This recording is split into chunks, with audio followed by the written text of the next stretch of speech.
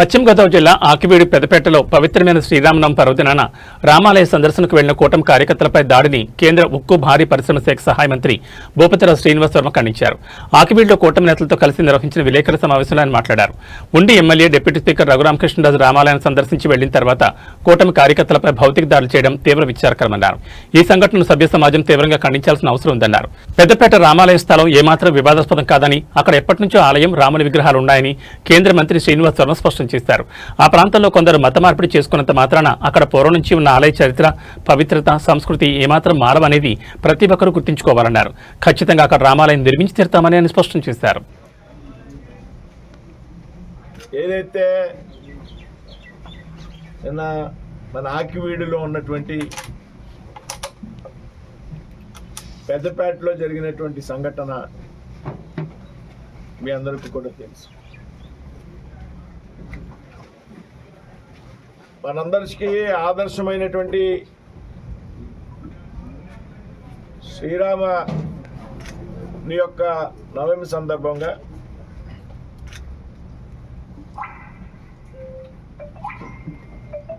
కొంతమంది కూటమికి చెందినటువంటి కార్యకర్తలు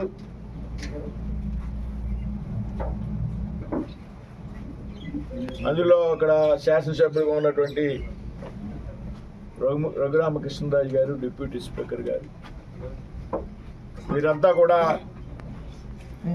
వెళ్ళినటువంటి సందర్భంలో అక్కడ జరిగినటువంటి సంఘటనలు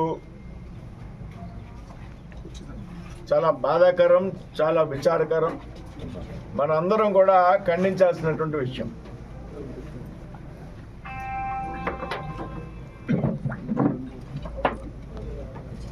శ్రీరాముడు మనందరికీ కూడా ఆదర్శం. రామరాజ్యాన్ని స్థాపించాలనేటువంటిది మనందరి యొక్క లక్ష్యం. డిప్యూటీ స్పీకర్ గారు దర్శనం చేసుకుని వెళ్ళిపోయాక అక్కడ ఉన్నటువంటి కూటమి కార్యకర్తలపై జరిగినటువంటి దాడి మనందరూ కూడా తీవ్రంగా ఖండించాలి. సభ్య సమాజం అందరూ కూడా ఖండించాలి. ఏదైతే పెద్దపేటలో ఉన్నటువంటి రామాలయం ఉన్నదో అది వివాదాస్పదం కాదు. వాస్తవంగా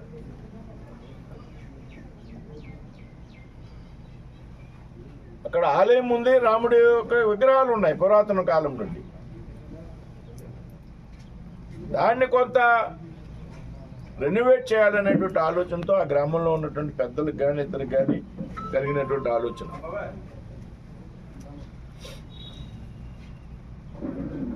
ఆలోచనలో భాగంగా ఉంటే అక్కడ ఉన్నటువంటి మత మార్పిడి చేసుకున్నటువంటి వ్యక్తులు ఎవరైతే ఉన్నారో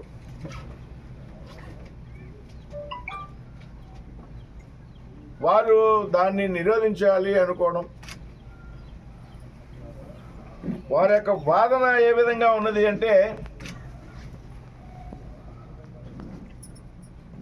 మేమంతా కూడా హిందువులు,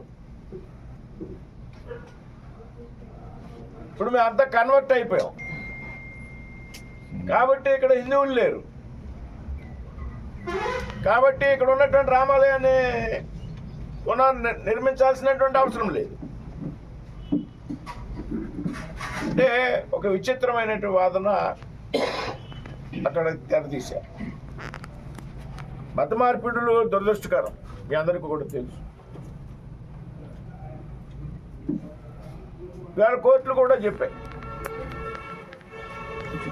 మత మార్పిడి చేసుకుని మళ్ళీ హిందూ మతంలో ఎస్సీలుగా ఉన్నట్టు ఉండి రిజర్వేషన్ అనిపిస్తున్నటువంటి సందర్భంలో ఈ మధ్య అత్యున్నత న్యాయస్థానం సుప్రీంకోర్టు చెప్పింది, ఎవరైతే మత మార్పిడి చేసుకున్నారో వారికి రిజర్వేషన్లు కూడా వర్తించవు అని క్లియర్ కట్గా సుప్రీంకోర్టు జడ్జిమెంట్ ఇచ్చింది. సరే, ఈ మత మార్పిడి చేసుకున్నటువంటి వ్యక్తులను అందరినీ కూడా మేము కోరుతా ఉన్నాం, ఈ మార్పిడి నుండి బయటికి రావాలనేటువంటి విషయాన్ని మేము అంత విజ్ఞప్తి చేస్తాం. అయితే ఇక్కడ ఒక సున్నితమైనటువంటి అంశం ఏంటంటే, మీరందరూ కూడా మత మార్పిడి చేసుకున్నంత మాత్రాన ఎప్పుడో సుదీర్ఘ కాలం నుంచి ఉన్నటువంటి ఒక రామాలయం కానివ్వండి, శివాలయం కానివ్వండి, లేకపోతే ఏదైనా దేవాలయం కానివ్వండి, దాని యొక్క ప్రాముఖ్యత మారదు, దాని యొక్క చరిత్ర మారదు, దాని యొక్క సంస్కృతి మారదు. నువ్వు మారచ్చు మతం, అంత మాత్రాన ఆ ప్రాంతంలో ఉన్నటువంటి దేవాలయం కాకుండా పోతే